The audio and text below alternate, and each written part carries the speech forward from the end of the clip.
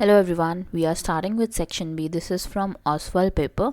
So this is self-assessment paper for practice. So let's discuss section B now. We have already covered section A for you. So do watch that as well. So start करते हैं question number 25 से. So it says which of the following substance will not give carbon dioxide on treatment with dilute acid. मतलब कि अगर हम dilute acid में इन चार substance में से कुछ भी डालते हैं तो वो कार्बन डाइऑक्साइड कौन सा वाला है वो नहीं प्रोड्यूस कर सकता। तो सबसे पहला ऑप्शन देखो आपका है मार्बल, और मार्बल क्या होता है? Metal carbonate. ये मेटल कार्बोनेट है हमारे सारे, मार्बल, लाइमस्टोन, बेकिंग सोडा। तो जब भी हमारे मार्बल, बेकिंग सोडा या लाइमस्टोन डाइल्यूट एसिड में मिलेंगे they will surely produce carbon dioxide. लेकिन अगर आप ध्यान से देखो, दिस इज़ लाइम। लाइम क्या होता है? हमारा एक एसिडिक सब्सटेंस है, और एसिडिक सब्सटेंस को आप एसिड में डालोगे तो कोई कार्बन डाइऑक्साइड प्रोड्यूस नहीं होगा। लेकिन अगर हम कोई भी मेटल कार्बोनेट या मेटल बाइकार्बोनेट यूज़ करते हैं, जैसे कि हो गए मार्बल, बेकिंग सोडा, लाइमस्टोन, तो they will produce carbon dioxide if mixed with dilute acid. Okay, so D option is correct here. Now moving to question number 26, which of the following is amphoteric in nature? Amphoteric क्या होता है? जो acid के साथ भी react करें और basic के साथ भी रिएक्ट करें। तो यहाँ पे फर्स्ट ऑप्शन ही आपका करेक्ट है, क्योंकि यहाँ पे दिया हुआ है that it is aluminium oxide and zinc oxide. Yes, they both are amphoteric. Only zinc नहीं, एल्यूमिनियम भी होता है, neither of them. So A option is correct out of these four. Next question says the reaction in which heat is generated is called.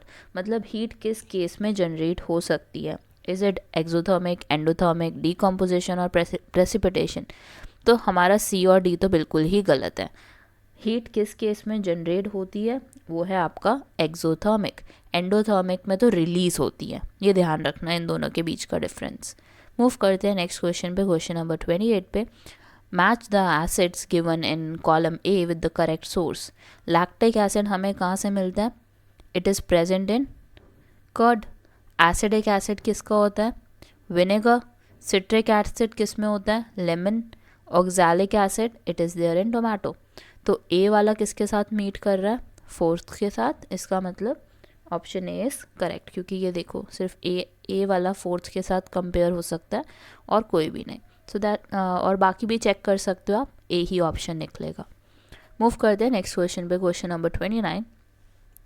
Again we have the match the column 1। In this it has column A and column B. So हमें देखना है कि कौन सा वाला correct part है किसका। तो जैसे फर्स्ट केस में आप दिख रहा है आपको कि प्लास्टर ऑफ पेरिस है, तो प्लास्टर ऑफ पेरिस को आप किससे मैच करोगे? It will B CaSO4 dot half H2O। Gypsum को किससे मैच करेंगे हम? जिप्सम का क्या होता है? It is 2H2O। Then bleaching powder is basically calcium oxychloride, it is fourth one. Slaked lime is the last one which is calcium hydroxide. So आप ध्यान से देखो तो आपका A वाला सेकंड के साथ है, B वाला थर्ड के साथ है और C वाला फोर्थ के साथ है, D वाला फर्स्ट के साथ है। Option B is correct.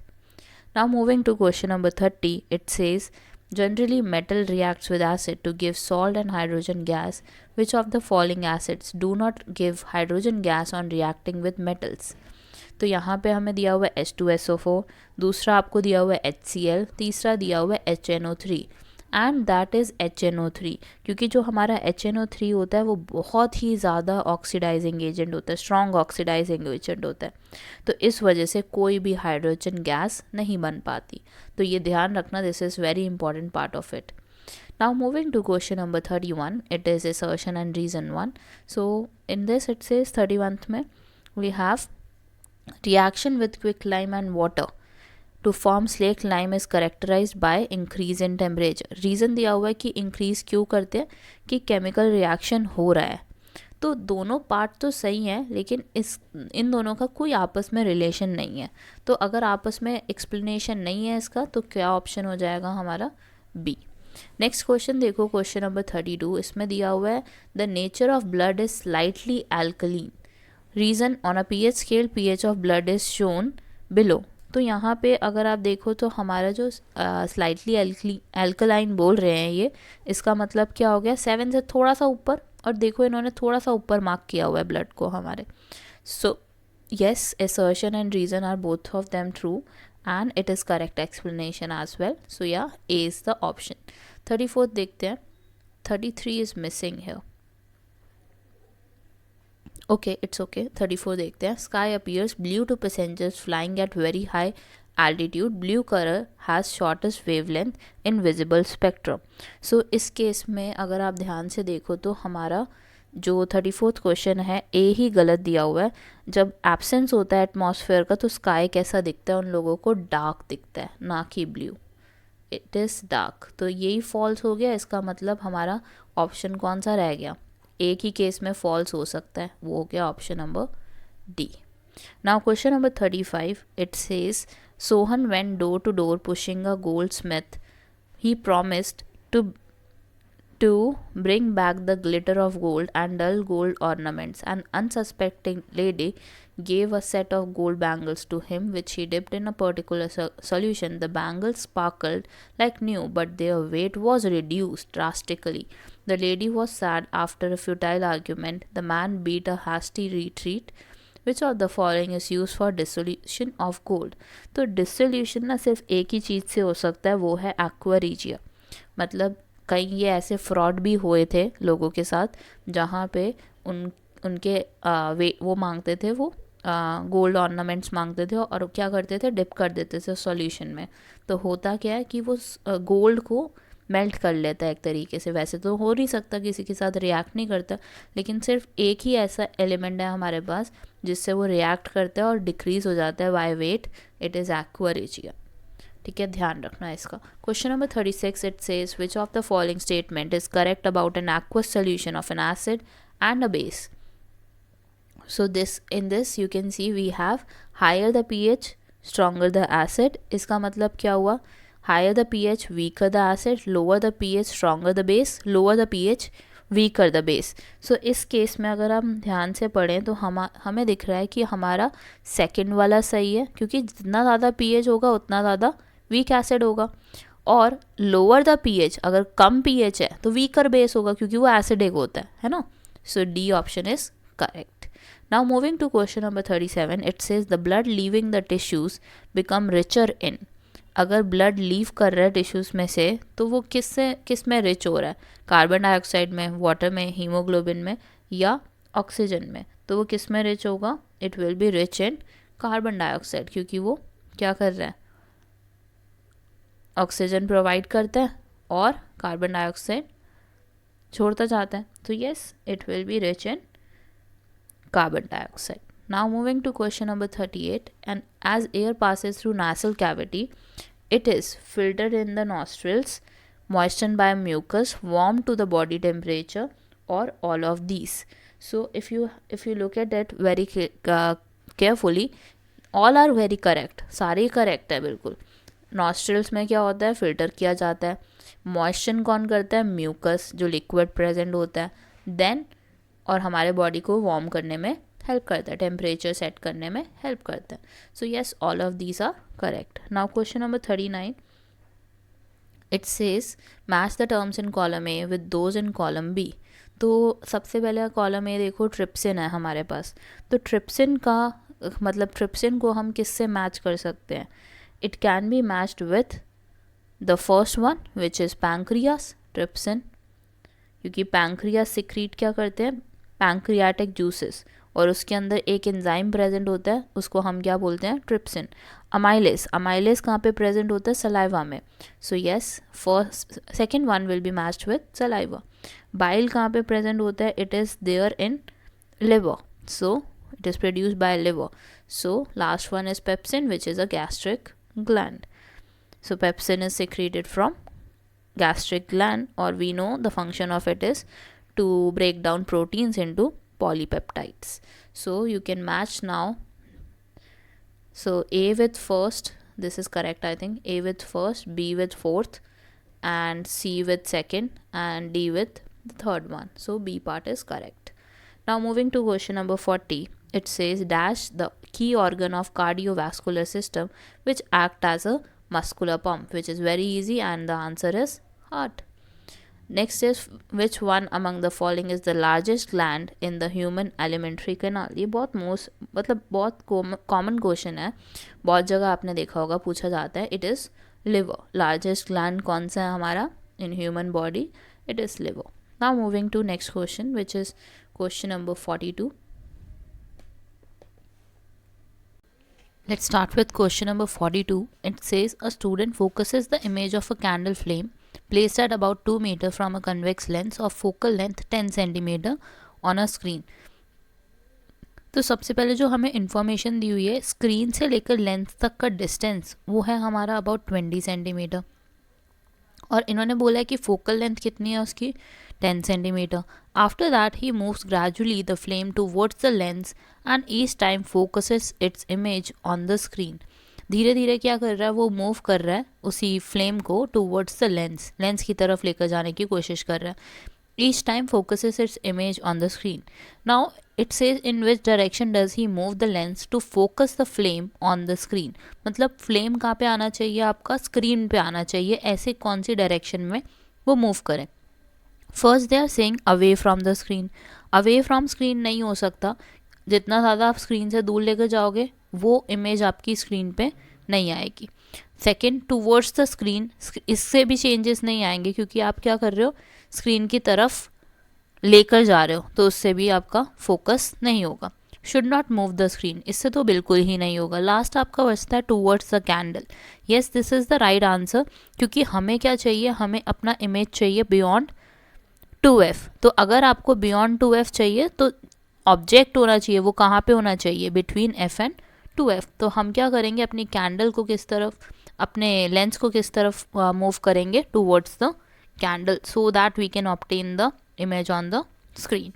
Now moving to question number 43, they are saying suppose you have focused on a screen the image of candle flame placed at the farthest end of the laboratory table using a convex lens. If your teacher suggests you to focus the parallel rays of sun reaching your laboratory table on the same screen, what you are expected to do is to move the lens slightly towards the screen. ये basically हमें एक example दिया हुआ है सन से related. तो ये कह रहे हैं कि लेंस आप क्या करोगे, टूवर्ड्स द स्क्रीन लेकर जाओगे, lens away from the screen, और lens slightly towards the sun, lens and screen both towards the sun. ये तो पॉसिबिलिटी है ही नहीं, डी ऑप्शन तो बिल्कुल ही गलत होगा. हमें ये देखना है कि हमें स्क्रीन की तरफ लेकर जाना है या उससे दूर लेकर जाना है. So we have to take it towards the screen. Why, let me tell you. Screen की तरफ अगर नहीं लेकर जाएंगे तो हमें जो डिस्टेंस है वो बहुत ज़्यादा दूर हो जाएगा, और हमें चाहिए कि हमारा जो इमेज हो वो F2 और 2F2 के बीच में आए. So the sun will be focused if the image will be formed at F2. अगर हमें F2 पे इमेज चाहिए, so we have to make sure that we are taking lens towards the screen. Next question है question number 44. It says in nature dash is caused by dispersion of light. So it is the process of rainbow. Formation of rainbow is caused by dispersion of light.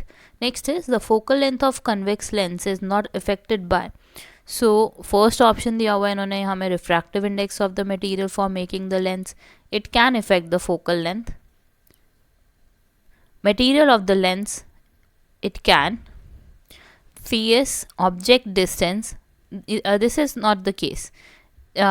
The focal length won't be affected by the object distance. ये ध्यान रखना, कभी भी affect नहीं कर सकती focal length को. Now D is the thickness of lens, so this is incorrect as well. Now 46, Mohan placed an object at the centre of curvature of a concave mirror. Find out the distance between its image and its pole. तो सबसे पहले इन्होंने क्या बोला, that object is placed at, you कहाँ पे placed है हमारा, सेंटर ऑफ कर्वेचर पे, -c. -c किसके इक्वल होता है, फोकल लेंथ का ट्वाइस, मतलब -2f. और हमें पता है मिरर फॉर्मूला क्या होता है हमारा, 1/f is equal to 1/u plus 1/v. 1/f let it be, u की वैल्यू हम क्या प्लेस करेंगे, -2f, और v as it is, v की वैल्यू हम फाइंड करेंगे यहाँ से. फोकल लेंथ हमारा कनकेव मिरर का नेगेटिव होता है, so place minus sign ahead of it. Now we can solve this, so will get -1/f plus 1/2f is equal to 1/v. तो v हमारी v की वैल्यू फाइंड आउट करना important है यहाँ पे। तो अगर हम इसका एलसीएम लेंगे तो विल गेट 2f है और ऊपर क्या आ जाएगा हमारे पास -1। So you get answer as -1 over 2f। तो v की वैल्यू कितनी आ गई हमारी, it is coming out to be -2f only. So इससे क्या समझ आता है that it is equal to 2f only. जो हमारा इमेज एंड पोल का डिस्टेंस होगा it will be equal to 2f, which is option number C.